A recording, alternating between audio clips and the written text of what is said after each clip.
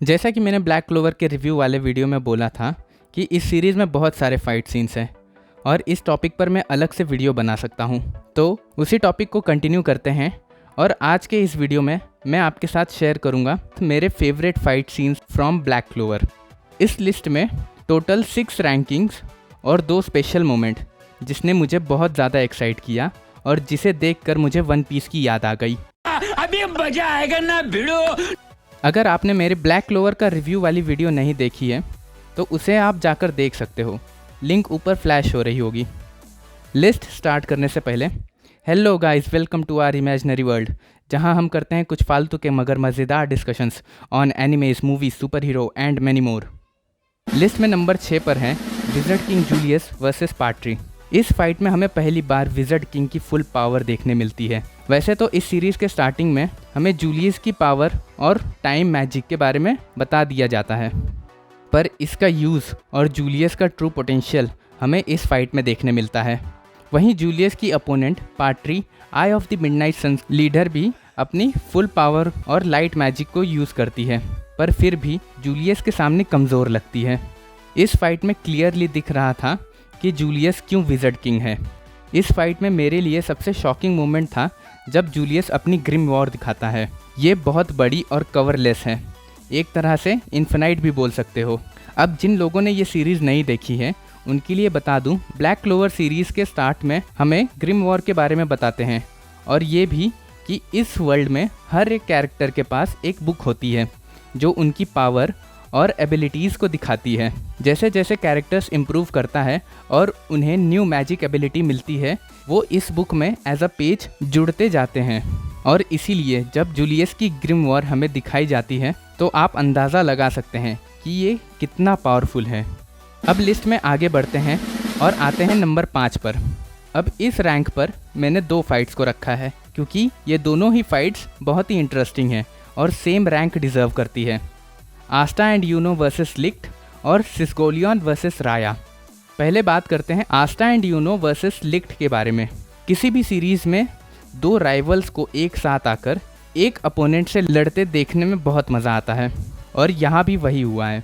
Ashta and Uno दोनों के लिए लिक्ट उनका अपोनेंट है, पर लिक्ट अपनी फुल पावर यूज़ ना करते हुए फिर भी दोनों को ओवर पावर करता है, और दूसरी तरफ आस्टा एंड यूनो दोनों अपनी टॉप फॉर्म में होते हुए भी लिक्ट का कुछ नहीं बिगाड़ पाते।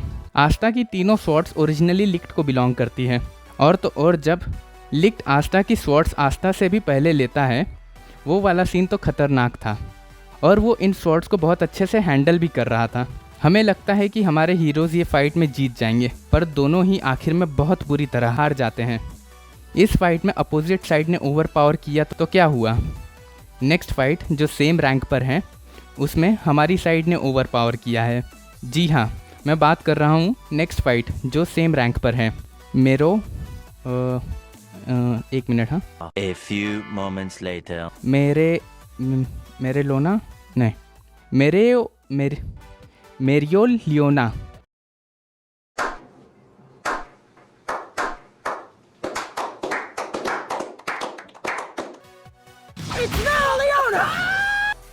सच में यार, ये प्रोनाउंस करना बहुत ही डिफ़िकल्ट है। इससे अच्छा तो मैं इसका निक नेम यूज़ कर लूँ, सिस्गोलियन।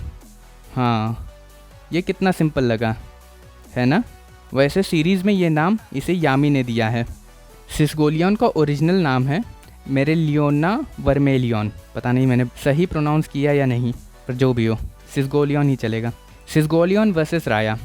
सिस्गोलियन इस सीरीज़ की सबसे खतरनाक वुमन है, इतनी कि यामी की भी इससे फटती है, और ये चीज़ फाइट में प्रूव भी हो जाती है। शुरू में हमें लगता है ये फाइट दोनों के लिए ही बहुत टफ होने वाली है, पर ऐसा कुछ नहीं होता। ये फाइट कम्प्लीटली वन साइडेड होती है।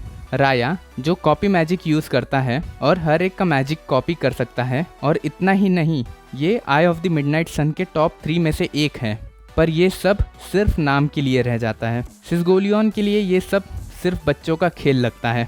सिस्गोलियन को असली टक्कर तब मिलती है जब राया के सपोर्ट में और 4 कैरेक्टर्स आते हैं और ये फाइट 5 वर्सेस 1 की हो जाती है, पर यहाँ भी ये रुकने का नाम नहीं लेती और सबसे एक साथ भिड़ जाती है। अब आते हैं नंबर 4 पर, जो कि है all versus Zagred. All means literally हर एक कैरेक्टर बड़ी सी टीम बनाकर इससे फाइट करता है। जैगरेट जो कि एक डेवल है, वो इस वर्ल्ड में फ्री हो गया होता है और उसका गोल है कि ह्यूमैनिटी को ख़त्म करके अपना खुद का न्यू ईवल वर्ल्ड बनाना। और इसे रोकने के लिए सभी पावरफुल कैरेक्टर्स एक साथ आते हैं। सभी कैरेक्टर्स का एक साथ आना सिर्फ एक अपोनेंट के अगेंस्ट में, यही रीज़न फाइट को नंबर 4 पर लाने के लिए काफ़ी था। और लास्ट में यामी का फाइनल स्ट्राइक इक्विनॉक्स, इसको तो कोई भुला ही नहीं सकता और ये मेरा इस फाइट में फेवरेट मोमेंट था। अब टॉप 3 फाइट्स के पहले, जैसा मैंने स्टार्टिंग में बोला था कि मैं इस सीरीज़ के 2 ऐसे मोमेंट शेयर करूँगा जो मुझे वन पीस की याद दिलाता है।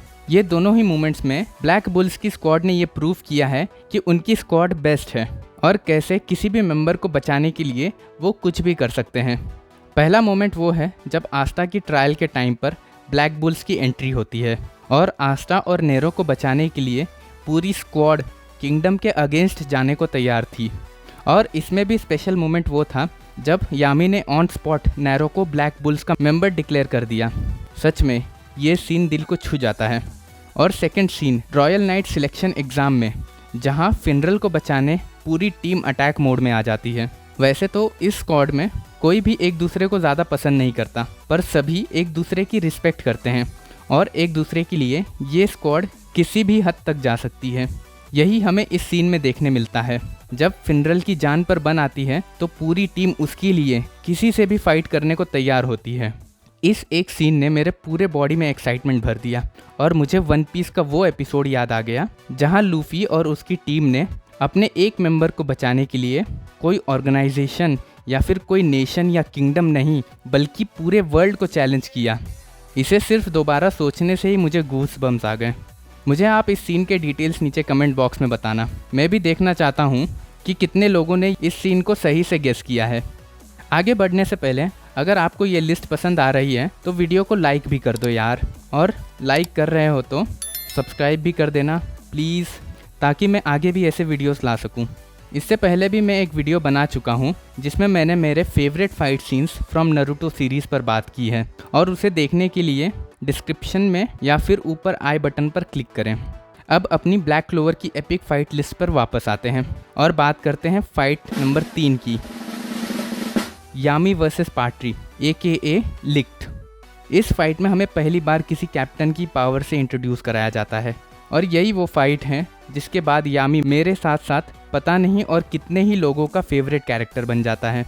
पार्ट्री जिसे एक पॉइंट तक बहुत पावरफुल दिखाया है, उसके अपोजिट यामी जिसे अपनी ही लिमिट्स तोड़ना पसंद है। यामी इसमें सिर्फ फाइट ही नहीं करता, बल्कि फाइट के साथ साथ वो आस्था को भी नई नई टेक्निक सिखाता है। सच में यार फाइट बहुत ही धमाकेदार थी और देखने में बहुत मज़ा आया था। नेक्स्ट फाइट जो है उसमें हमें बेस्ट टीम वर्क देखने मिलता है। जी हाँ, बात करते हैं इस लिस्ट के सेकंड रैंक की फाइट की, ब्लैक बुल्स वर्सेस वेटो। ये फाइट बहुत ही खतरनाक है और जिसे देखने में बहुत ज़्यादा मज़ा आया था, और इसका पूरा क्रेडिट वेटो को जाता है। कहते हैं स्टोरी का विलन जितना ज़्यादा पावरफुल हो, स्टोरी उतनी इम्पैक्टफुल होती है, और ये इस फाइट में प्रूव हो जाता है। वेटो जो कि इतना स्ट्रांग होता है कि अकेले ही पूरी ब्लैक बुल्स की स्क्वाड पर भारी पड़ता है। वेटो को हराने के लिए ब्लैक बुल्स के सारे मेंबर्स एक दूसरे की हेल्प करते हैं, और इससे हमें देखने मिलता है कुछ बहुत ही powerful magic combos and combined fighting techniques. Vetto के साथ इस फाइट में ब्लैक बुल्स का हर एक मेंबर अपनी लिमिट्स को पुश करता है, और शायद इसी फाइट की वजह से स्क्वाड के मेंबर्स की एक दूसरे के लिए रिस्पेक्ट बढ़ जाती है और एक दूसरे की पावर्स के साथ साथ उनकी फीलिंग्स को भी समझने लगते हैं। इस फाइट के एंड में स्क्वाड के सभी मेंबर्स बहुत पावरफुल बन के निकलते हैं, और इस फाइट में भी मेरा फेवरेट फाइट सीन यामी का डिमेंशन स्लैश है। ऐसा नहीं लग रहा मैं यामी की बहुत ज़्यादा तारीफ़ कर रहा हूँ, अगर ऐसा लग रहा है तो ये सही है। मैं एक्चुअल में यामी को लेके थोड़ा बायस हूँ और ये कैरेक्टर ये डिज़र्व भी करता है। अब आते हैं लिस्ट की नंबर 1 फाइट पर, और शायद आप लोगों ने ये गेस भी कर लिया होगा, आस्था वर्सेस सेक्के प्रोंजाज़ा। अरे मजाक कर रहा था। कैसा लगा मेरा मजाक? Control control. पर ये और इसके जैसे और भी फाइट हैं जिसे मैं लिस्ट में इंक्लूड तो नहीं कर पाया, पर इन्हें देखने में मज़ा बहुत आया था। जैसे Asta versus Mars, Asta versus Ladros, Yuno versus captain Drill and और भी बहुत सारे। अब सच में लिस्ट की नंबर 1 फाइट पर आते हैं, जो है यामी एंड आस्टा वर्सेस डांटे। ये फाइट बहुत ज़्यादा खतरनाक है। इसे देखते वक्त मेरा एक्साइटमेंट टॉप लेवल पर था। पहले तो आस्टा और डांटे 1-1 फाइट करते हैं और बाद में यामी और डांटे, पर ये दोनों अकेले डांटे का कुछ नहीं बिगाड़ पाते। फिर आता है गूज बम्स वाला मोमेंट, जब यामी आस्टा को अपने साथ लड़ने के लिए बुलाता है एज इक्वल्स, और इसके बाद जो फाइट हमें देखने मिलती है वो भाई मैं वर्ड्स में डिस्क्राइब नहीं कर पा रहा, बस आप खुद ही जाके इसे देख लो। मुझे यकीन है ये फाइट भी आपको बहुत ज़्यादा पसंद आएगी। और इस फाइट का मेरा और मेरे साथ साथ पता नहीं और कितने लोगों का फेवरेट मोमेंट, जब यामी अपनी स्वॉर्ड आस्था को देता है फाइनल स्ट्राइक के लिए। भाई मज़ा आ गया था ये देख के। तो ये थी मेरी epic fight list from black clover. वैसे ब्लैक क्लोवर कंप्लीट नहीं है और इसके और भी एपिसोड्स आगे आने वाले हैं और आगे भी हमें इससे ज़्यादा एपिक फाइट्स देखने मिलेगी। एक बार फिर से बता दूं, अगर आपने ब्लैक क्लोवर पर मेरी रिव्यू वाली वीडियो नहीं देखी है तो जाके देख लो।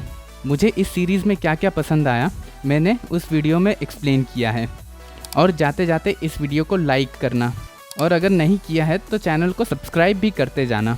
मैं आगे भी ऐसे वीडियोज़ लाता रहूँगा। तब तक के लिए keep imagining, take care, bye bye and Jai Hind.